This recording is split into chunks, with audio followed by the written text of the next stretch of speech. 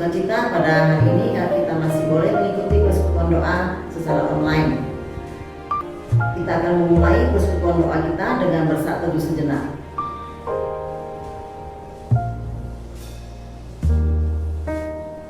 Amin. Untuk mempersiapkan hati kita untuk mendengarkan firman Tuhan, kita naikkan pujian yang pertama, Hai Mari Berhimpun.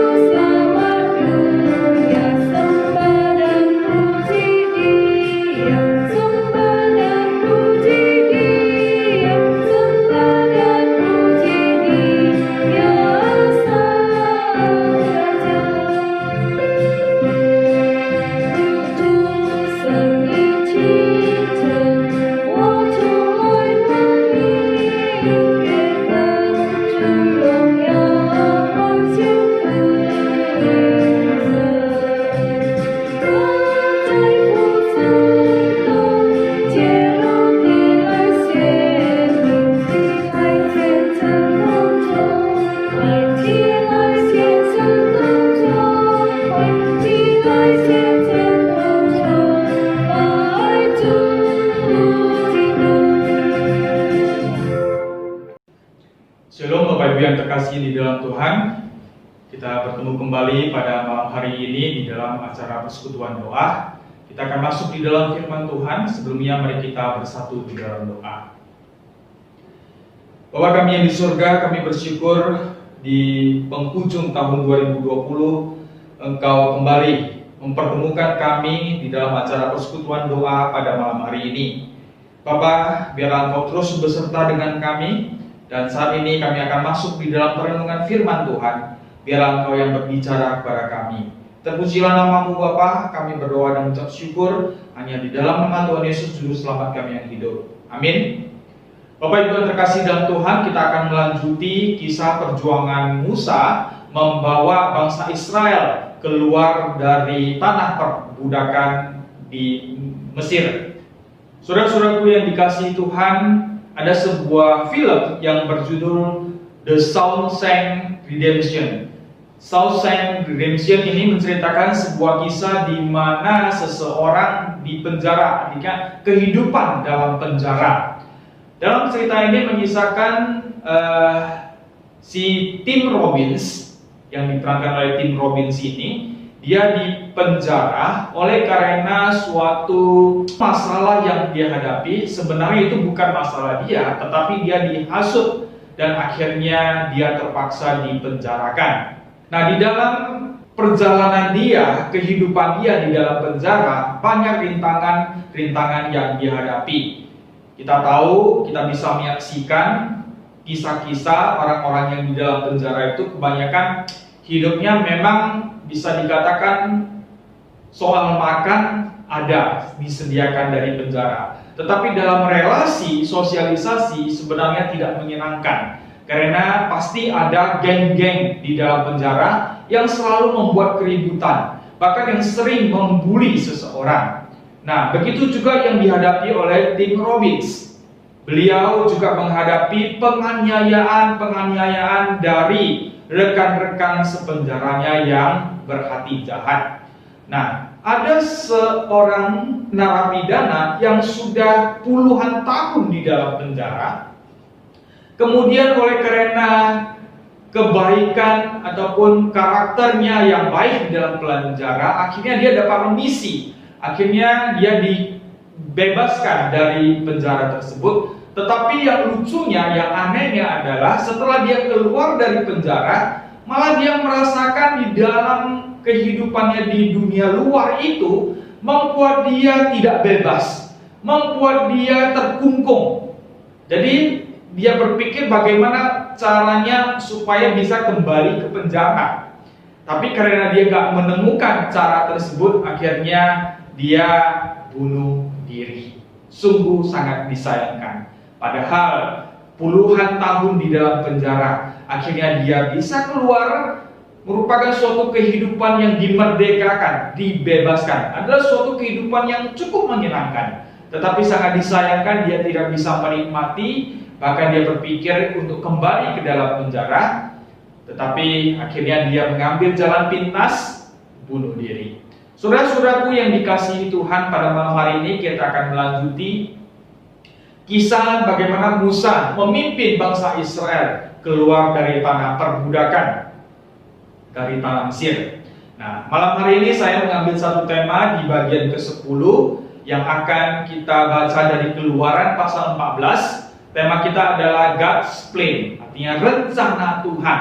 Nah, selanjutnya di dalam perjalanan bangsa Israel keluar dari tanah Mesir menuju tanah perjanjian, yaitu tanah Kanaan, bagaimana rencana-rencana Tuhan yang sudah Tuhan persiapkan, yang sudah Tuhan susun sedemikian rupa di dalam sepanjang perjalanan bangsa Israel.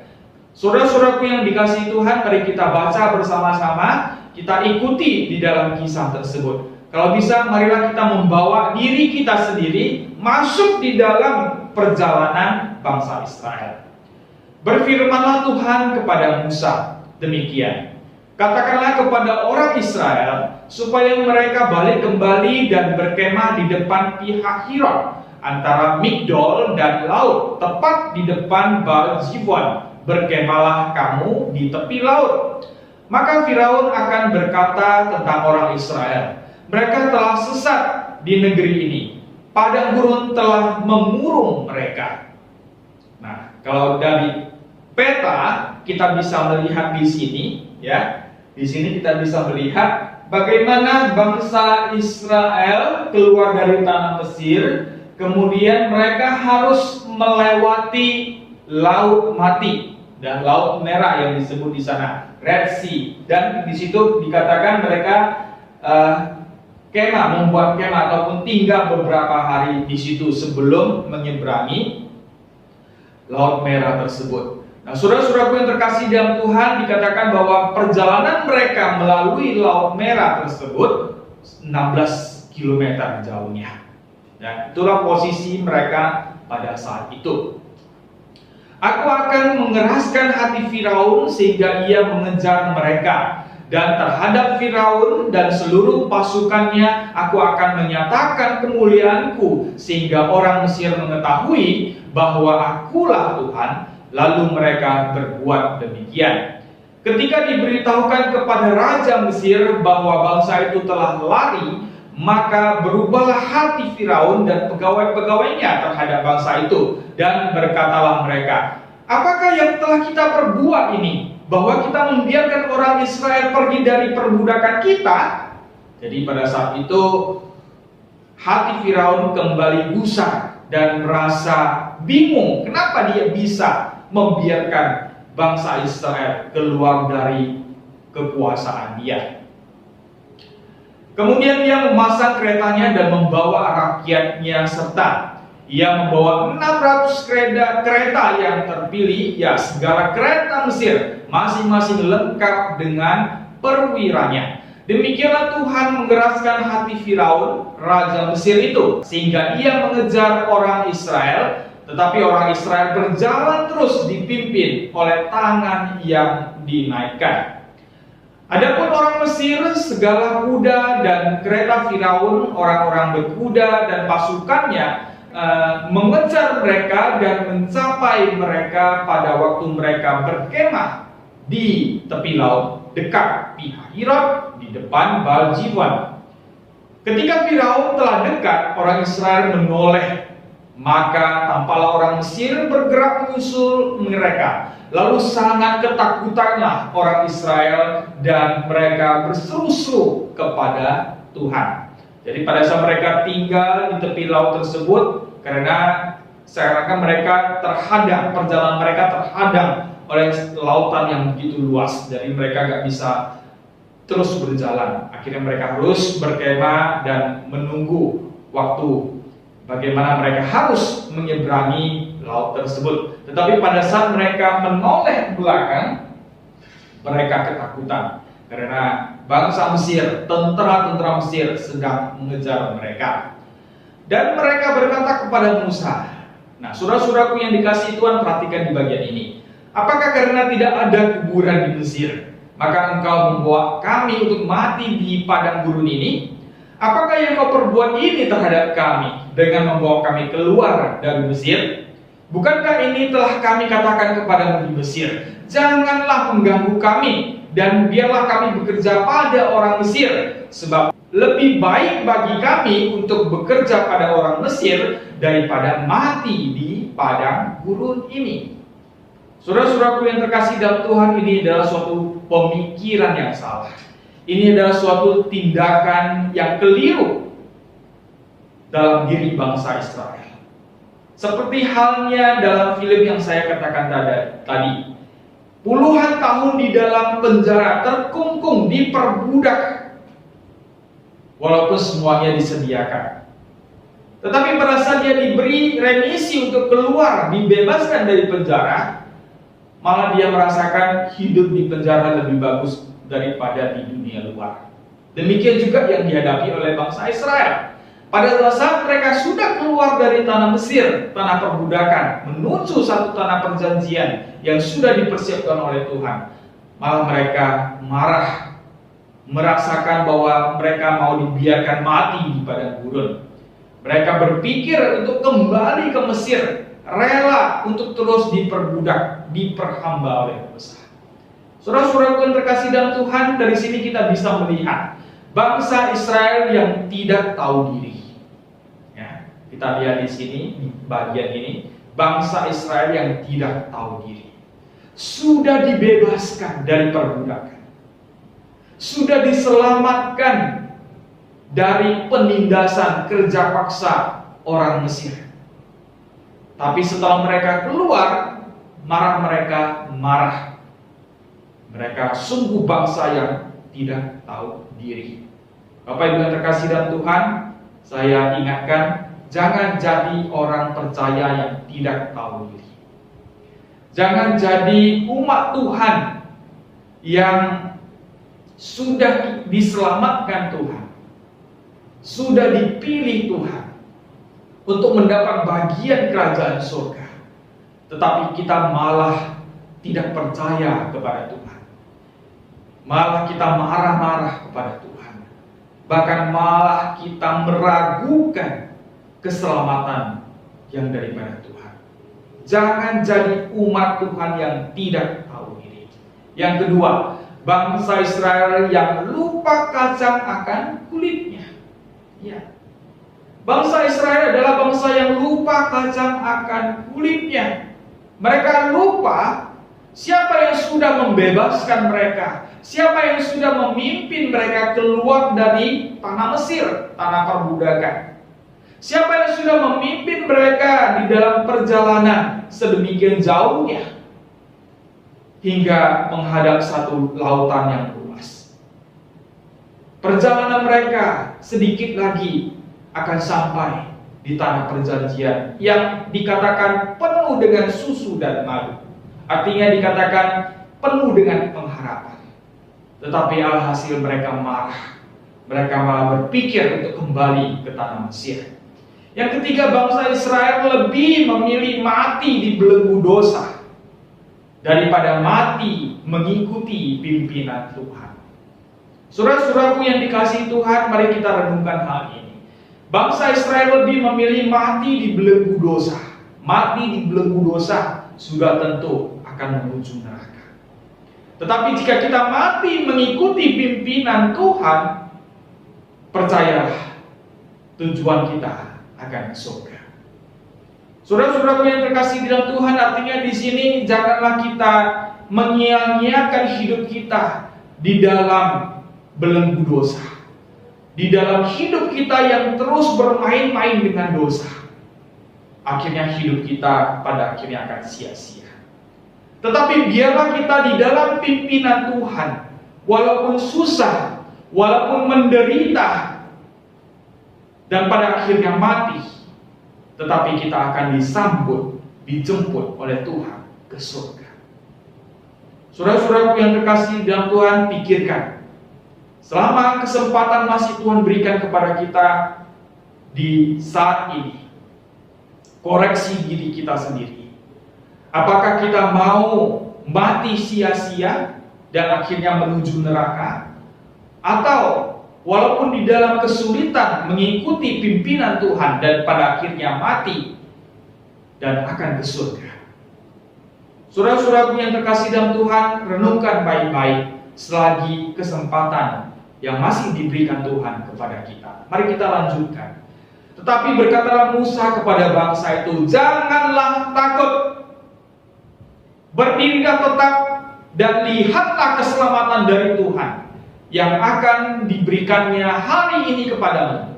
Sebab orang Mesir yang kamu lihat hari ini tidak akan kamu lihat lagi untuk selama-lamanya. Tuhan akan berperang untuk kamu dan kamu akan diam saja.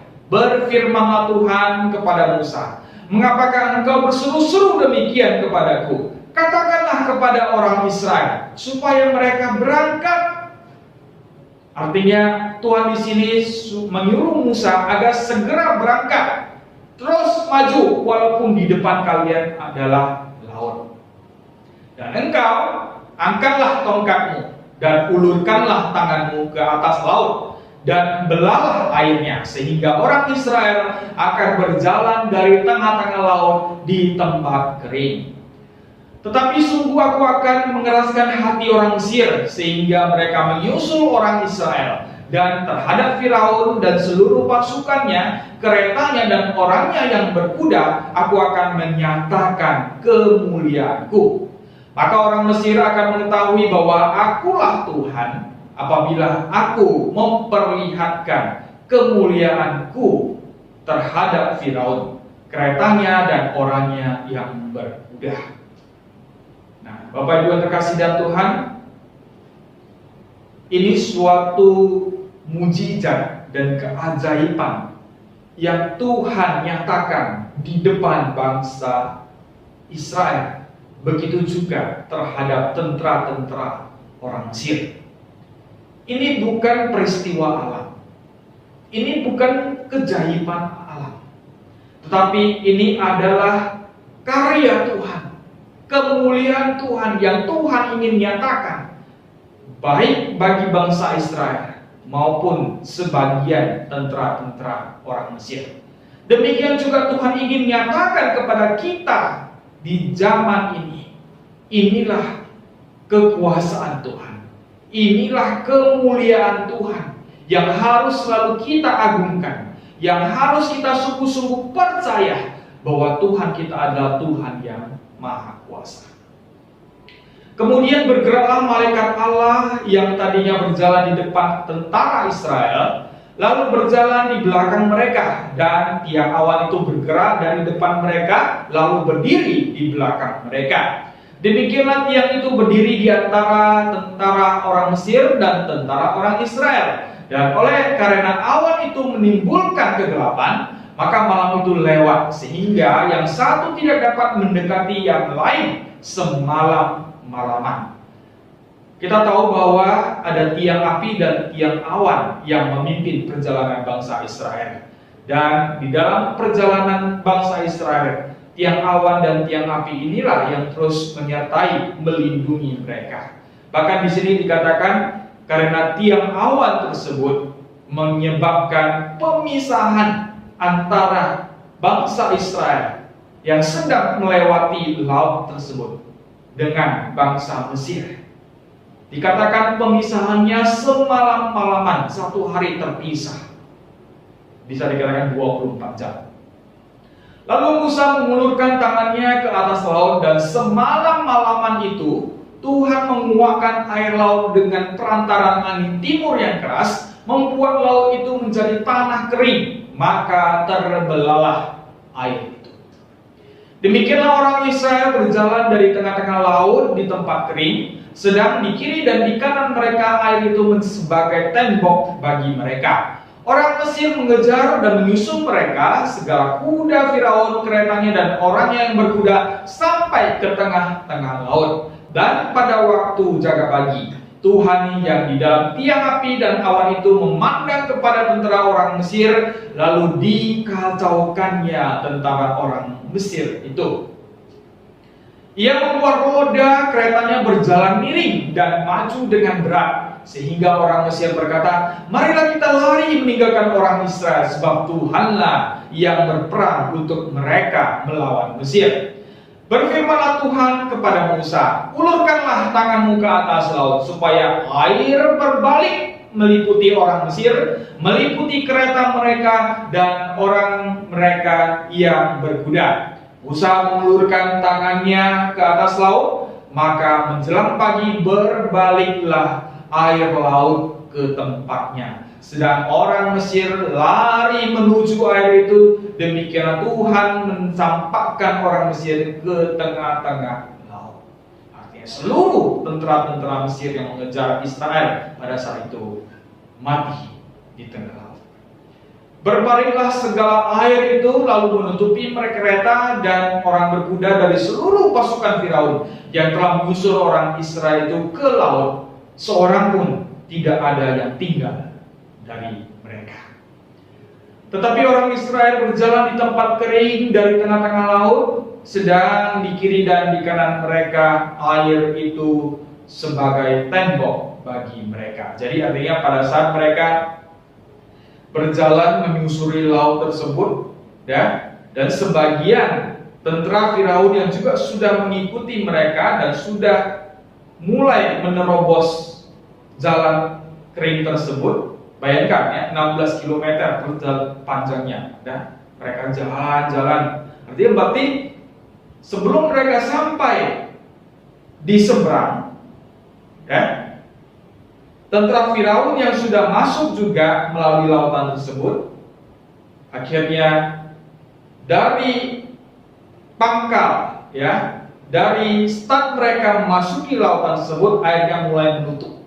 Airnya mulai bersatu. Tetapi di dalam perjalanan bangsa Israel, airnya belum menutup. Jadi bukan sekaligus bersatu airnya, dikatakan demikian. Ya, jadi dari tentara Firaun tersebut, air mulai kembali bersatu menutup. Dan akhirnya bangsa Mesir yang mengejar bangsa Israel sudah tenggelam dan di dalam perjalanan tersebut. Sedangkan bangsa Israel berjalan di tempat kering dari tengah-tengah laut, dan kiri kanan mereka air itu menjadi tembok bagi mereka.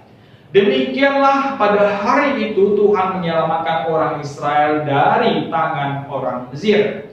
Dan orang Israel melihat orang Mesir mati terhantar di pantai laut. Ketika dilihat oleh orang Israel betapa besarnya perbuatan yang dilakukan Tuhan terhadap orang Mesir, maka takutlah bangsa itu kepada Tuhan, dan mereka percaya kepada Tuhan dan kepada Musa hamba-Nya itu. Saudara-saudaraku yang dikasihi Tuhan, biarlah firman Tuhan pada malam hari ini, bagaimana Tuhan memimpin bangsa Israel melewati laut yang demikian besar, selamat hingga ke seberang, dan memusnahkan, menghukum tentara Firaun di dalam laut. Saudara-saudaraku yang terkasih dalam Tuhan, 2 poin yang harus kita ingat pada malam hari ini. Yang pertama, Allah meyakinkan umat itu bahwa Ia akan berperang untuk mereka. Tetapi mereka harus maju terus menuju laut dengan iman Allah berperang bagi umatnya pada saat mereka berjalan dengan iman dan ketaatan pada firman-Nya. Artinya di sini Bapak Ibu yang terkasih dalam Tuhan, walaupun begitu beratnya penderitaan hidup kita, Tuhan ingin kita dengan iman, dengan sungguh-sungguh percaya kepada Tuhan, bahwa Tuhan yang akan memberikan kita kekuatan, Tuhan yang akan berperang melawan musuh-musuh kita. Yang penting apa? Yang penting kita terus maju, kita terus semangat, kita jangan putus asa, maju walaupun di depan penuh dengan tantangan, maju dengan iman, maju dengan sungguh-sungguh percaya kepada Tuhan dan ketaatan pada firman-Nya. Artinya segala firman yang kita pelajari, laksanakanlah itu di dalam hidup kita. Percayalah, Tuhan akan selalu menyertai kita. Yang kedua, ketika melihat hukuman Allah yang begitu dahsyat atas tentara Mesir, takutlah bangsa itu kepada Tuhan. Melihat pembebasan ajaib dari Allah, mereka percaya kepada Tuhan. Apabila kita menerima suatu pernyataan yang nyata tentang keagungan Allah dan hukumannya terhadap dosa, kita akan mengikuti Dia dengan iman sambil bertumbuh dalam takut akan Allah. Saudara-saudaraku yang dikasihi Tuhan, pada saat kita melihat karya-karya Tuhan, keajaiban-keajaiban anugerah yang daripada Tuhan, seharusnya kita harus sungguh-sungguh lagi semakin mendekatkan diri kepada Tuhan, semakin percaya kepada Tuhan, dan terus bertumbuh di dalam Tuhan. Salah satu yang Tuhan inginkan adalah, marilah kita memiliki hati yang takut, hormat kepada Tuhan. Pada saat kita memiliki hati yang takut dan hormat kepada Tuhan, sudah otomatis dan seharusnya kita menjauhi hidup kita dari segala permainan dosa. Seharusnya kita bagaimana berusaha terus hidup kudus, hidup seturut dengan keinginan Tuhan. Saudara-saudaraku yang terkasih dalam Tuhan, kiranya firman Tuhan pada malam hari ini menyadarkan kita, mengingatkan kita, Tuhanlah yang sudah menyelamatkan kita. Tuhanlah yang sudah memimpin kita keluar dari tanah perbudakan, dari belenggu dosa. Di bulan ini kita merayakan Natal. Marilah kita merenungkan peristiwa bagaimana Musa memimpin bangsa Israel keluar dari tanah Mesir. Dan kita melihat bagaimana Tuhan dengan kuasanya agar bangsa Israel bisa melewati lautan yang begitu luas, akhirnya selamat sampai di tujuan. Demikian juga bagaimana Tuhan mengutus anaknya yang tunggal, Yesus Kristus, lahir di kanan ternak, turun ke dalam dunia untuk menyelamatkan kita, orang-orang berdosa. Seharusnya kita selalu bersyukur di dalam kehidupan kita. Kiranya Tuhan memberkati kita, dan kiranya melalui firman Tuhan pada malam hari ini, kita terus dikuatkan menghadapi hidup kita yang penuh dengan tantangan ini. Amin. Mari kita berdoa.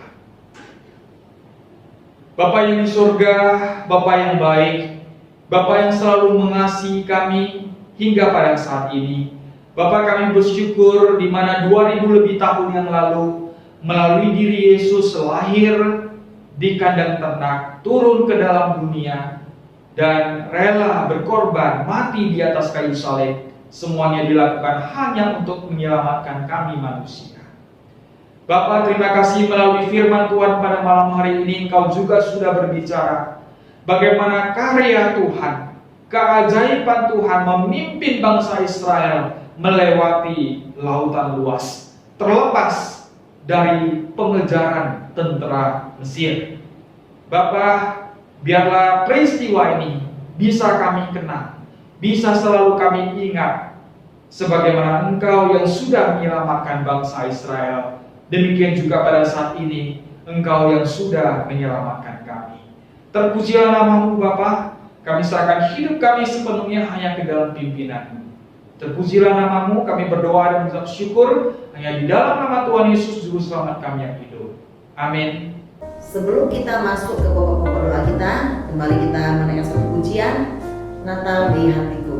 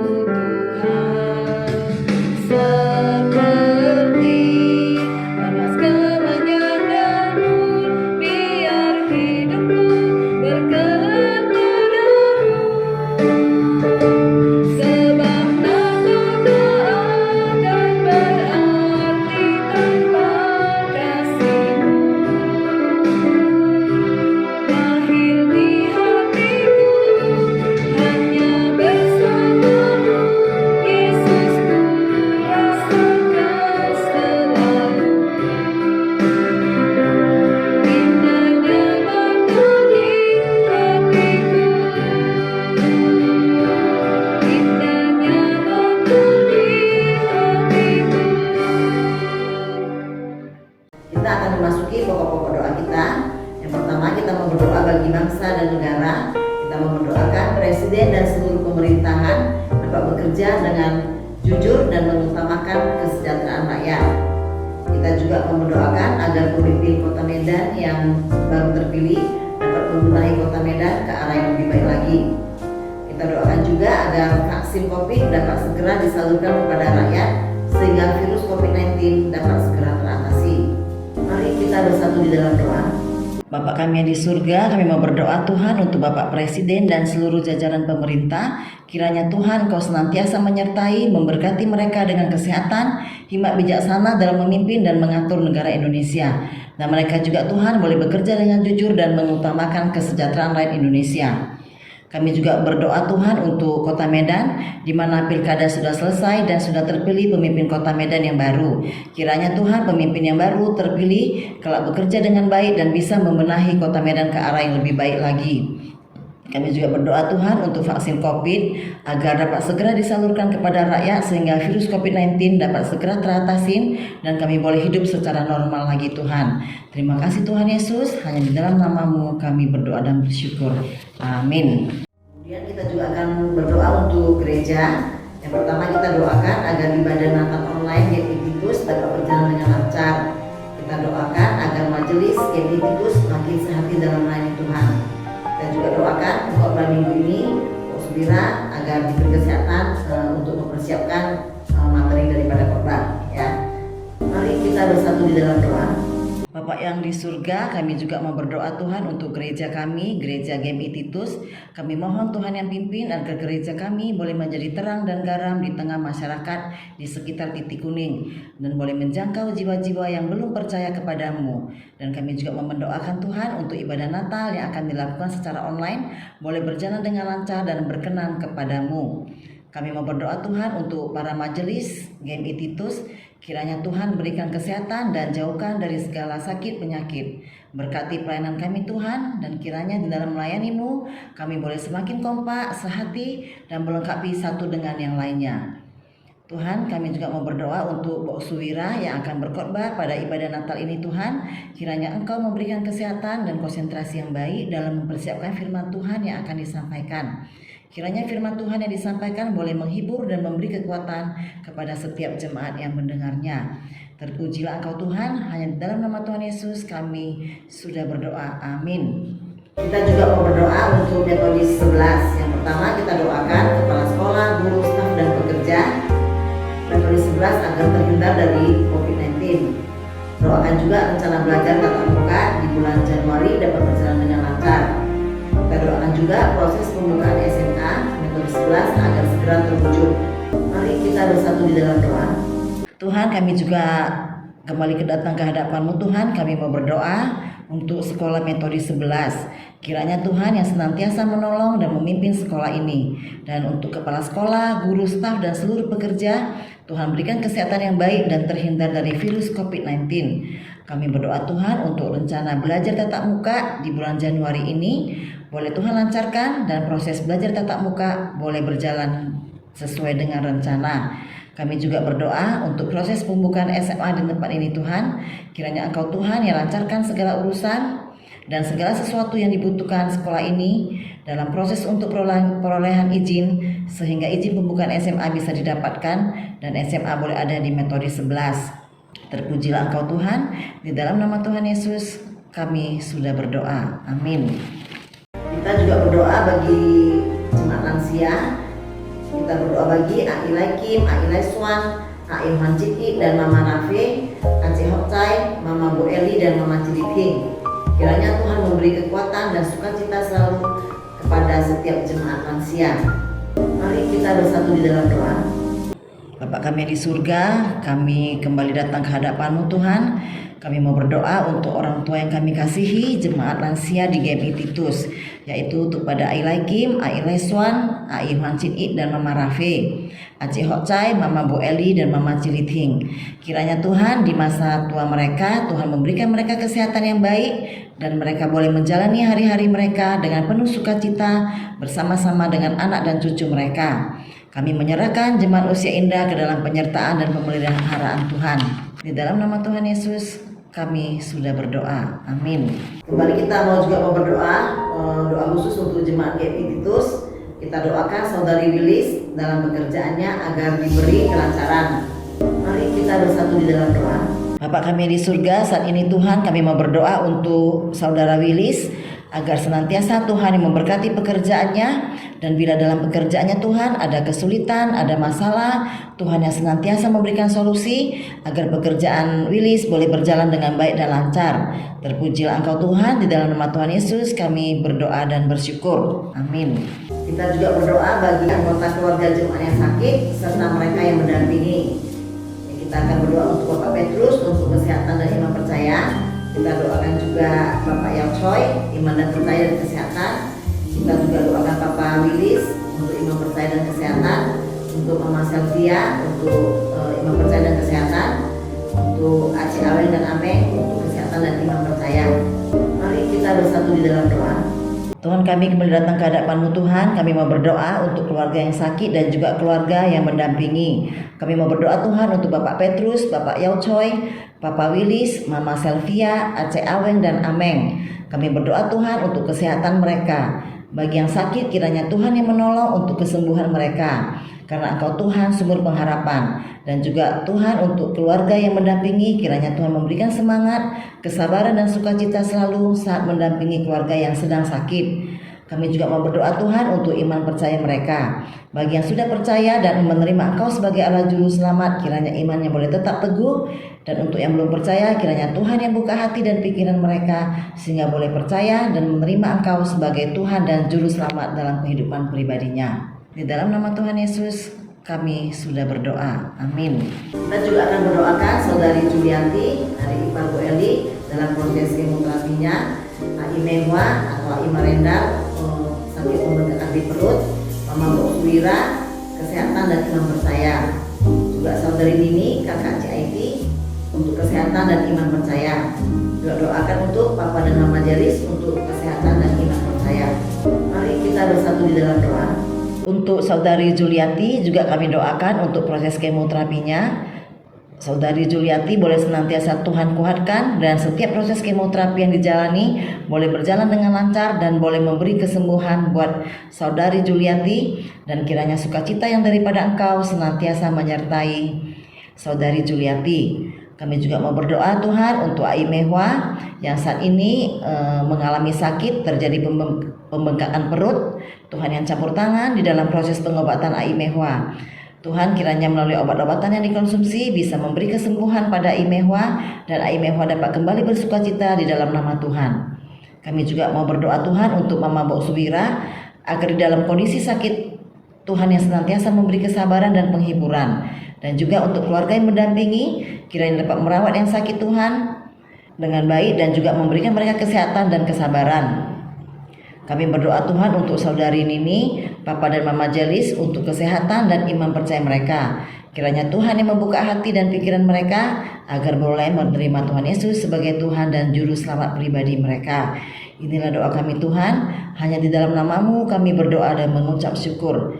Amin. Kita akan mengakhiri persekutuan doa kita ini dengan doa Bapa kami. 我们在天上的父，愿人都尊父的名为圣，愿父的国降临，愿父的旨意行在地上，如同行在天上。我们日用的饮食，今日赐给我们，赦免我们的罪，如同我们赦免得罪我们的人，不叫我们遇见试探，拯救我们脱离凶恶。因为国度、权柄、荣耀，皆是父的，直到永远。阿门。